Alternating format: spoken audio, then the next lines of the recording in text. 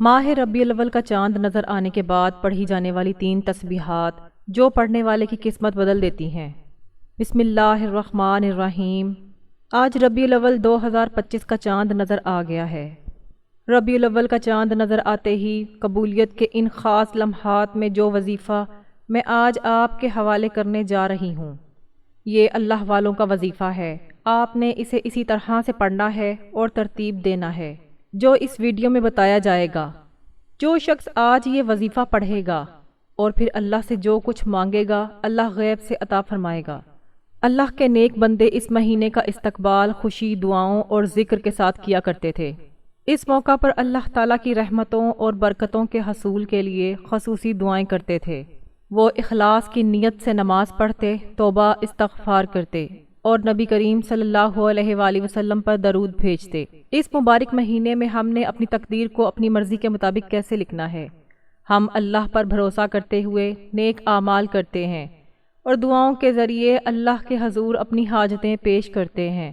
یاد رہے کہ ربیع الاول کا مہینہ اسلامی سال کا تیسرا مہینہ ہے اور نیا چاند نظر آتے ساتھ ہی ہر انسان کی تقدیر میں بہت بڑا فرق آ جاتا ہے۔ میرے وہ بھائی بہن، بیٹے، بزرگ جن کے خاندانی حالات خراب ہو چکے ہیں، ربیع الاول کا چاند نظر آتے ہی مقررہ طریقے سے وظیفہ پڑھنے کا وقت ہے۔ آپ کے گھر سے غربت ختم ہو جائے گی۔ آپ کے گھر کے تمام مسائل، چاہے وہ کاروبار، صحت، نوکری، شادی، قرض سے متعلق ہوں، اللہ رب العزت غیب سے ان سب کو ختم کر کے کامیابی آپ کے نام لکھے گا۔ آج اگر کوئی فقیر یہ وظیفہ پڑھ لے تو امیر ہو جاتا ہے۔ آج میں آپ کو وہ اعمال بتاؤں گی جو ربیع الاول کا مہینہ شروع ہوتے ہی اللہ والے پڑھتے تھے۔ ربیع الاول کا مطلب ہے بہار اور ماہ ربیع الاول کا مطلب ہے بہار کا مہینہ ہے۔ جب بہار کا یہ مہینہ آتا ہے تو اپنے ساتھ خوشیاں لے کر آتا ہے، یہ خوشحالی لاتا ہے، اس سے رزق اور مال کے خزانے ملتے ہیں۔ اللہ اپنے محبوب سے اس قدر محبت کرتا ہے کہ اللہ نے یہ دنیا، چاند، ستارے، زمین، آسمان صرف اپنے محبوب کے لیے بنائے، اور آج سے اس محبوب کی آمد کا مہینہ شروع ہو رہا ہے۔ اللہ تعالیٰ فرماتا ہے کہ میں اس شخص سے محبت کرتا ہوں جس نے میرے محبوب سے محبت کی۔ حدیث میں آتا ہے کہ جب نبی کریم صلی اللہ علیہ وآلہ وسلم کی ولادت کا وقت تھا، یہ ربیع الاول کا مہینہ تھا، اللہ نے آسمان، زمین، چاند اور ستاروں کو روشن کیا، اور جب وہ پیدا ہوئے تو آسمان پر روشنی کی چمک تھی۔ جب دو جہانوں کے مالک محمد مصطفیٰ صلی اللہ علیہ وآلہ وسلم اس دنیا میں تشریف لائے، آج ہم خوش نصیب ہیں، اللہ نے ہمیں اپنے پیارے حبیب صلی اللہ علیہ وآلہ وسلم کی امت میں پیدا کیا ہے۔ ہر سال جب ربیع الاول شریف کا مہینہ آتا ہے تو عالم اسلام میں خوشی کی لہر دوڑ جاتی ہے۔ اہل ایمان مختلف طریقوں سے میلاد النبی صلی اللہ علیہ وآلہ وسلم کا جشن منانا شروع کر دیتے ہیں۔ خاص طور پر 12 ربیع الاول کو، جو کہ آقا دو عالم صلی اللہ علیہ وآلہ وسلم کی یوم ولادت ہے، بڑی شان و شوکت سے منایا جاتا ہے۔ ہر سال ربیع الاول شریف آتے ہی ہمیں اپنی نفل عبادات میں اضافہ کرنا چاہیے، کیونکہ حضور پاک صلی اللہ علیہ وآلہ وسلم کی ولادت باسعادت اس لیے ہوئی تھی کہ اہل امت رب کی بارگاہ میں سر جھکاتے ہیں، اور ہاں، جن لوگوں کی فرض نمازیں باقی ہیں، یعنی قضا، وہ نفل سے پہلے اس کو یقینی بنائیں۔ جن کے فرض نمازیں ہیں، ان کی نوافل نمازیں قبول نہیں ہوتیں۔ ربیع الاول شریف کے مہینے میں کثرت سے درود شریف کا ورد کریں اور دوسرے اسلامی بھائیوں کو بھی اس پر عمل کرنے کی توفیق دیں۔ ہو سکے تو درود شریف کے فضائل و برکات پر مشتمل کتابیں اور پمفلٹ تقسیم کریں۔ زیادہ سے زیادہ درود شریف پڑھیں۔ اگر ممکن ہو تو پورے مہینے یا 12 دن تک روزانہ 1000 مرتبہ پڑھیں۔ اس ذریعے سے حضور اقدس صلی اللہ علیہ وآلہ وسلم سے اپنے ایمان اور محبت کا اظہار کریں، نیز درود شریف کے فضائل و برکات سے بھی فیض یاب ہوں۔ یاد رہے کہ حضرت محمد صلی اللہ علیہ وآلہ وسلم نے فرمایا تھا کہ درود شریف سے تمام مشکل کام حل ہوتے ہیں، حاجتیں پوری ہوتی ہیں اور رزق میں برکت بھی ہوتی ہے۔ درود شریف دل کا سکون اور آنکھوں کی ٹھنڈک ہے۔ اس کو پورے ایمان کے ساتھ پیش کریں۔ ایسے علاقے جو خستہ حالی کا شکار ہیں، وہاں کے رہائشیوں کو تلاش کریں، نیاز تقسیم کریں، بلکہ مٹھائیاں تقسیم کرنے کی بجائے غریبوں میں کھانے کی اشیاء تقسیم کریں۔ اگر ممکن ہو تو جیلوں میں قید کی سختیاں جھیلنے والے لوگوں کو ضرور اشیاء فراہم کریں اور ان میں بھی مٹھائیاں تقسیم کریں، اور اس میں مسلم اور غیر مسلم کی تفریق نہ کریں۔ ان کی سلامتی اور نیکیوں کے لیے دعا بھی کریں۔ حضور صلی اللہ علیہ وآلہ وسلم یتیموں اور بیواؤں سے بہت محبت کرتے تھے، اس لیے اس مبارک موقع پر یتیموں اور نادار بیواؤں کی فلاح و بہبود کا خاص خیال رکھیں۔ عید میلاد النبی صلی اللہ علیہ وآلہ وسلم کے جلوس میں تمام غیر شرعی چیزوں سے پرہیز کریں۔ سنجیدگی اور خوشی کا اظہار اس طرح کریں کہ ملک کے دوسرے بھائی بھی ہمارے پرامن اور سنجیدہ جلوس سے متاثر ہوں۔ جلوس میں کبھی کوئی ایسا کام نہ کریں جس سے راہگیروں کو پریشانی ہو، اور ایسے نعرے نہ لگائیں جس سے کسی کو تکلیف ہو۔ جو سنجیدہ نعرے بلند کیے جاتے ہیں وہ زیادہ تیز نہیں ہونے چاہیے اور زیادہ اونچی آواز میں نہیں لگنے چاہیے۔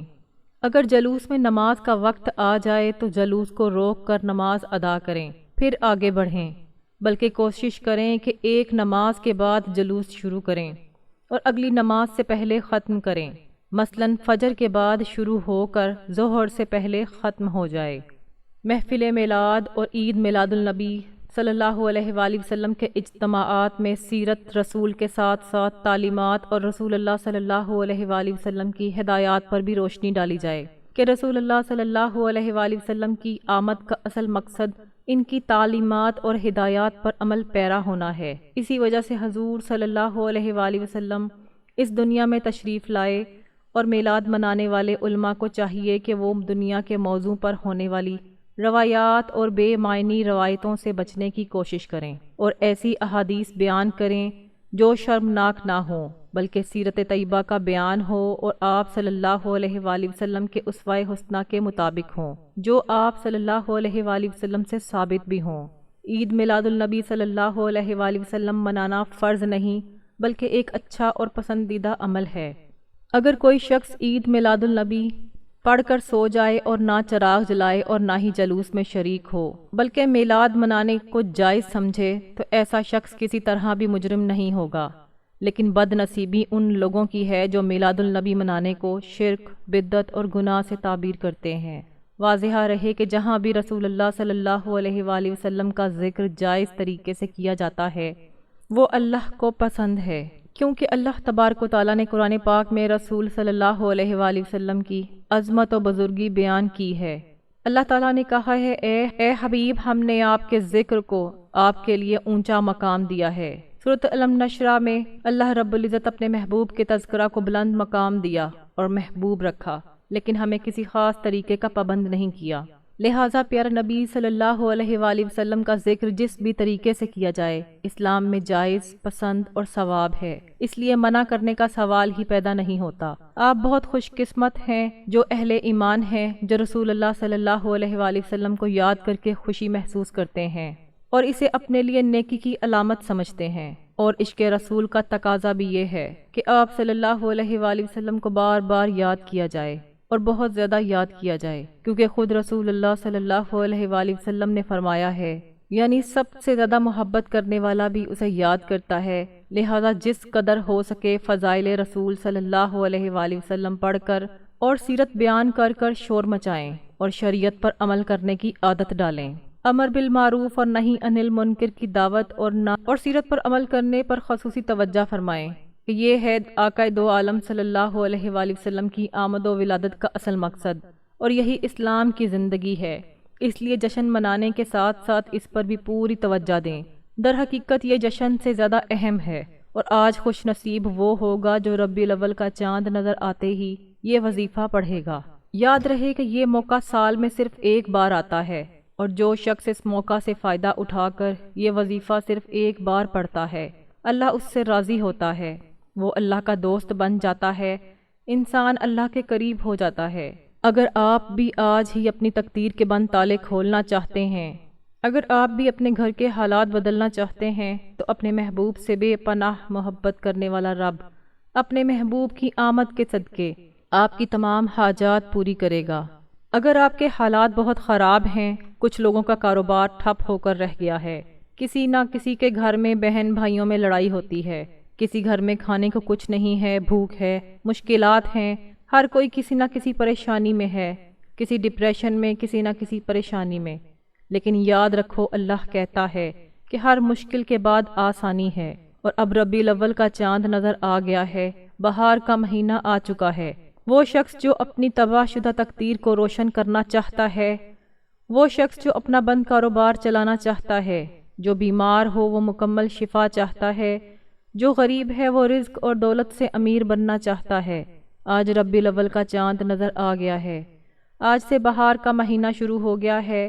آج قبولیت کی گھڑیاں آن پہنچی ہیں۔ آج اللہ کے خزانے لوٹنے کا وقت آ گیا ہے۔ بہت خوش نصیب ہے وہ شخص جو آج یہ وظیفہ پڑھے گا۔ وقت کی اہمیت کو مد نظر رکھتے ہوئے آئیے آج کے اس بابرکت عمل کی طرف بڑھتے ہیں، لیکن اس سے پہلے اگر آپ میرے چینل پر نئے ہیں اور آپ نے ابھی تک میرے چینل کو سبسکرائب نہیں کیا تو براہ کرم میرے اس چینل کو ابھی سبسکرائب کریں، کیونکہ میں آپ کے لیے روزانہ کی بیسس پر اس طرح کے بہت سے وظائف، بہت سے اعمال لے کر آتی رہتی ہوں۔ اب آپ نے عمل کیا کرنا ہے؟ آج جب جہاں جیسے وقت مل جائے مصلی پر بیٹھیں اور سب سے پہلے نبی کریم صلی اللہ علیہ وآلہ وسلم کی ذات مبارکہ پر درود پاک پڑھیں۔ آپ کوئی سا بھی درود پاک پڑھ سکتے ہیں، آپ صلی اللہ علیہ وآلہ وسلم بھی پڑھ سکتے ہیں۔ بہتر ہے کہ آپ نماز والا درود ابراہیمی پڑھیں۔ میرے ساتھ بھی ایک بار درود ابراہیمی پڑھ لیا کریں تاکہ ثواب حاصل کریں۔ اللہم صلی علی محمد وعلی آل محمد کما صلیت علی ابراہیم وعلی آل ابراہیم انک حمید مجید۔ اللہم بارک علی محمد وعلی آل محمد کما بارکت علی ابراہیم وعلی آل ابراہیم انک حمید مجید۔ ایک بار درود پاک پڑھنے کے بعد آپ نے سب سے پہلے اپنے مقصد کی نیت کرنی ہے۔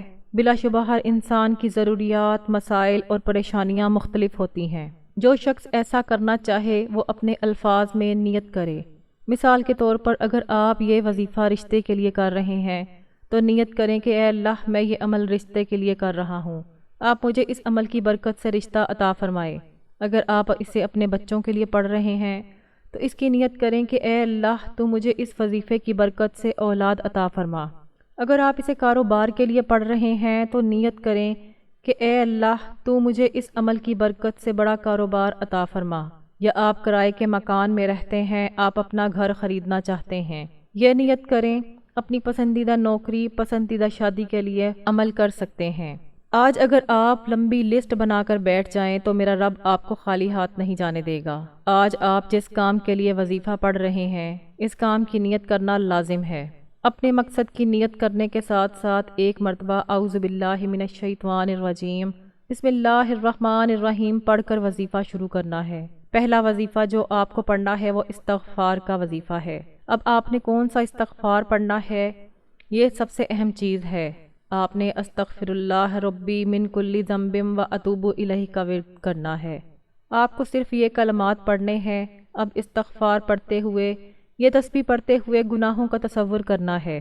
میں ایک گنہگار انسان ہوں، میں ایک بدکار انسان ہوں۔ آپ نے سال بھر جو بھی گناہ کیے ہیں، جو بھی حرام کام کیے ہیں، جو بھی غلطیاں، کوتاہیاں، جھوٹ، غیبت، جتنے بھی برے کام کیے ہیں، ہر کوئی اپنے اعمال کو جانتا ہے۔ مجھے اپنے اعمال کا علم ہے، ہر کوئی اپنے گناہوں کو خوب جانتا ہے۔ تنہائی میں بیٹھ کر استغفر اللہ ربی من کل ذنب و اتوب الیہ کا ورد کریں اور پورے ایمان کے ساتھ پڑھیں۔ اللہ کے پیارے حبیب صلی اللہ علیہ وآلہ وسلم فرماتے ہیں کہ جب بندہ توبہ کرتا ہے تو اللہ تعالیٰ فرماتا ہے کہ اے میرے بندے، اگر تیرے گناہ سمندر کی موجوں کے برابر ہیں اور زمین پر موجود ریت کے ذروں کے برابر ہیں تو ایک بار توبہ کر، سچی توبہ کر، میں تیرے چھوٹے چھوٹے گناہ معاف کر دوں گا۔ اللہ تعالیٰ سب سے زیادہ توبہ کرنے والوں کو پسند کرتا ہے۔ پچھتاوے اور شرم کے ساتھ پڑھتے ہوئے اعمال استغفر اللہ ربی من کل ذنب و اتوب الیہ پڑھنا ہے۔ آپ نے کتنی بار پڑھنا ہے؟ استغفر اللہ ربی من کل ذنب و اتوب الیہ ایک بار ہو گیا۔ استغفر اللہ ربی من کل ذنب و اتوب الیہ 2 بار ہو گیا۔ استغفر اللہ ربی من کل ذنب و اتوب الیہ 3 بار ہو گیا۔ اس طرح دائیں ہاتھ کی انگلیوں پر یا تسبیح کے دانوں پر پڑھیں۔ آپ نے 100 مرتبہ پڑھنا ہے، یعنی ایک مکمل تسبیح پڑھنی ہے۔ صغیرہ کبیرہ گناہوں پر توبہ اور شرمندگی کے ساتھ استغفار کرتے ہوئے استغفر اللہ ربی من کل ذنب و اتوب الیہ کا ورد کرنا ہے۔ استغفار کی ایک تسبیح پڑھنی ہے۔ یاد رکھیں کہ استغفار سے صغیرہ کبیرہ گناہوں کی توبہ قبول ہوگی تو اللہ تعالیٰ راضی ہو جائے گا۔ جب آپ کو لگے کہ آپ کی توبہ قبول ہو گئی ہے، اس کے بعد اب آپ نے اپنی مرضی کا نصیب اور تقدیر اور اپنی قسمت کا رزق اور مال اللہ سے منوا لینا ہے۔ اب آپ کی باری ہے اپنی قسمت اور تقدیر کو اپنی پسند کے مطابق لکھوائیں۔ تو اب آپ نے دوسرے نمبر پر جو ایک قرآنی سورت پڑھنی ہے، یہ قرآنی سورت اخلاص ہے۔ سورت اخلاص کو ہر کوئی دل سے جانتا ہے۔ تلاوت سماعت فرما لیں۔ بسم اللہ الرحمن الرحیم۔ قل هو اللہ احد اللہ الصمد لم یلد ولم یولد ولم یکن لہ کفوا احد۔ دوسرے نمبر پر 100 مرتبہ سورت اخلاص پڑھنا ہے، یعنی آپ کو ایک مکمل تسبیح پڑھنی ہے۔ سورت اخلاص میں خدا کی فطرت کا ذکر ہے۔ اس کے لغوی معنی ہے اللہ ایک ہے، اللہ بے نیاز ہے، وہ نہ کسی کا باپ ہے نہ کسی کا بیٹا، اور اس کا کوئی برابر نہیں ہے۔ اور یقین مانے ربیع الاول کا چاند آپ کی تقدیر بدل دے گا۔ ربیع الاول کا چاند ان حضرت صلی اللہ علیہ وآلہ وسلم کی آمد کا چاند ہے۔ ربیع الاول کا چاند بہار کا چاند ہے، خوشی کا چاند ہے، رحمت کا چاند ہے، برکتوں کا چاند ہے، کامیابی کا چاند ہے۔ آپ نے ہر بار بسم اللہ الرحمن الرحیم کے ساتھ سورت اخلاص پڑھنی ہے۔ جیسے ہی آپ کو سورت اخلاص پڑھیں گے، آپ اللہ تعالیٰ سے جو کچھ آپ کے دل میں ہے مانگتے رہیں گے، اللہ تعالیٰ آپ کو دے دے گا۔ 12 ربیع الاول سے پہلے پہلے آپ کی تمام حاجتیں پوری ہو جائیں گی۔ اب آخری اور تیسرا وظیفہ، تیسری تسبیح جو آپ نے پڑھنی ہے وہ یہ ہے کہ آپ نے اللہ تعالیٰ کی صفات کو بیان کرنا ہے۔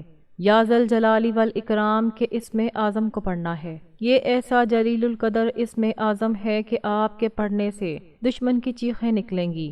آپ کے سامنے دشمن کھڑا ہے جو آپ کا راستہ روکتا ہے، چاہے یہ آپ کے تعلقات میں رکاوٹ ہو یا آپ کے کاروبار میں رکاوٹ، یہ آپ کے مسائل میں اضافہ کرتا رہتا ہے، یہ آپ کے لیے پریشانی پیدا کرتا ہے۔ یا ذل جلال والاکرام کا ورد کرتے ہی دشمن چیخنے لگتا ہے۔ اگر آپ کسی کو کنٹرول کرنا چاہتے ہیں، اگر آپ کسی کو اپنا بنانا چاہتے ہیں تو یا ذل جلال والاکرام کا ورد کریں۔ اگر آپ چاہتے ہیں کہ آپ کے گھر میں رزق اور مال کی فراوانی ہو، اگر آپ اپنے گھر میں رزق اور مال کی فراوانی چاہتے ہیں تو یا ذل جلال والاکرام کا ورد کریں۔ کس طرح اور کتنی بار پڑھنا ہے تلاوت سماعت فرما لیں۔ یا ذل جلال والاکرام 1 بار ہو گیا، یا ذل جلال والاکرام 2 بار ہو گیا، یا ذل جلال والاکرام 3 بار ہو گیا۔ اس طرح ہاتھ کی انگلیوں پر یا تسبیح کے دانوں پر یا ذل جلال والاکرام پڑھنا ہے۔ آپ اسے 100 مرتبہ پڑھیں، اس کا مطلب ہے کہ آپ کو ایک مکمل تسبیح پڑھنی ہوگی۔ آج ربیع الاول کا چاند نظر آتے ہی میں نے آپ کو 3 تسبیحات کا عمل دیا ہے۔ اگر کوئی فقیر بھی ان کو پڑھ لے تو لینے والے سے دینے والا بن جائے گا۔ یقین جانیے جیسے ہی آپ ان 3 اعمال کو کریں گے، آپ خود محسوس کریں گے کہ آپ پر رحمتوں کی بارش شروع ہو گئی ہے۔ آپ کا جسم گیلا محسوس ہوگا، آپ کو ایسا محسوس ہوگا جیسے کوئی آپ کے پاس سے گزر رہا ہے۔ پھر سمجھیں کہ قبولیت ہو گئی۔ یوں سمجھ لیں کہ ربیع الاول کے چاند کے ساتھ ہی آپ کی قسمت میں رحمتیں نازل ہو چکی ہیں۔ آپ کی تمام پریشانیاں، مشکلات، رکاوٹیں، پابندیاں ہمیشہ کے لیے ختم ہو گئی ہیں، کیونکہ ربیع الاول کے چاند کو بیرونی چاند کہا جاتا ہے۔ یہ عمل اللہ والوں کی امانت ہے اور میں نے اسے اللہ والوں کے طریقے سے ہی آپ کو بتا دیا ہے۔ ان تینوں آیتوں کو اسی طریقے اور ترتیب سے پڑھنے کے بعد آپ کو اتنی ہی تعداد میں درود لازمی پڑھنا ہے جتنا آپ نے عمل کے شروع میں پڑھا تھا۔ اب آپ کا عمل مکمل ہو گیا ہے۔ اب اپنے دونوں ہاتھ اٹھائیں اور اپنے گناہوں پر توبہ کریں۔ جیسے ہی آپ کے دل کو سکون ملتا ہے کہ اللہ نے آپ کی توبہ قبول کر لی ہے، جب آپ کا جسم ہلکا ہو جائے تو پوری قوت سے اللہ سے مانگو، وہ غیب سے اسباب بنائے گا۔ دعا کے لیے اپنے دونوں ہاتھ اٹھا کر اللہ تعالیٰ سے رو رو کر اپنے مسائل اور حاجات کی التجا کریں، اللہ ضرور رحم کرے گا انشاءاللہ۔ آج آپ کی تمام حاجتیں پوری ہو جائیں گی۔ بس اس وظیفے کو پوری نیت سے اور پورے ایمان کے ساتھ مذکورہ طریقے کے مطابق پڑھیں۔ اس عمل کی برکت سے اللہ آپ کو نہ صرف بہتر بلکہ بہترین سے نوازے گا۔ میں دعا کرتی ہوں کہ اللہ تعالیٰ میرا سنانا اور آپ کا سننا اپنی پاک بارگاہ الہی میں قبول و منظور فرمائے، آمین ثم آمین۔ معزز ناظرین، اپنے رزق میں برکت اور وسعت کے لیے کمنٹس میں اللہ تعالیٰ کے 99 ناموں میں سے کوئی ایک نام لکھیں۔ جزاک اللہ خیرن۔ اللہ تعالیٰ ہم سب کا حامی و ناصر ہے، آمین۔ اپنا خیال رکھیں اور مجھے اپنی نیک تمناؤں اور دعاؤں میں یاد رکھیں۔ ملتے ہیں اگلی ویڈیو میں، تب تک اللہ حافظ۔ السلام علیکم ورحمۃ اللہ وبرکاتہ۔